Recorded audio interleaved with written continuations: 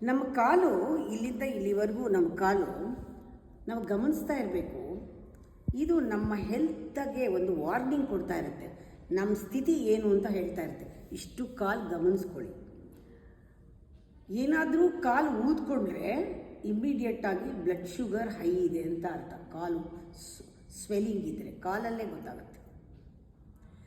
ಕಾಲಲ್ಲಿ ಇಚ್ಚಿಂಗ್ ಆದರೆ, ಪಾದ ಎಲ್ಲ ಕೆರೆಯೋದು, ಬೆರಳುಗಳ ಸಂದಿಯಲ್ಲಿ ಕೆರೆಯೋದು ಆದರೆ ಲಿವರ್ನಲ್ಲಿ ಟಾಕ್ಸಿನ್ಸ್ ಫಿಲ್ಟರ್ ಆಗ್ತಾ ಇಲ್ಲ ಅಂತ.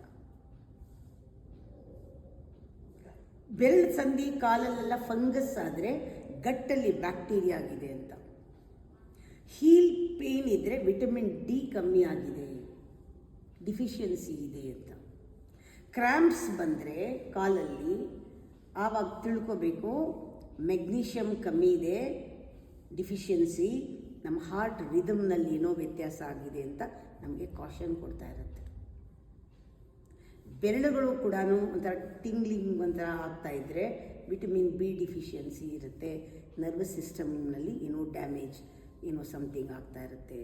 ಹೀಲ್ನಲ್ಲಿ ಬ್ಲೀಡಿಂಗ್ ಆದರೆ B2 ಡಿಫಿಷಿಯನ್ಸಿ ಇದೆ. ನಾವು ಮೆಟಬಾಲಿಸಮ್ ಕಮ್ಮಿ ಆಗುತ್ತೆ, ಅದರಿಂದ ಅದನ್ನು ಗಮನಿಸಬೇಕು. ಹೀಗೆ ನಮ್ಮ ಕಾಲಲ್ಲಿ ಗಮನಿಸಬೇಕು. ಇದಕ್ಕೆ ಬೆಸ್ಟು ವಾಕ್ ಮಾಡಿ ದಿನಾಗಲೂ.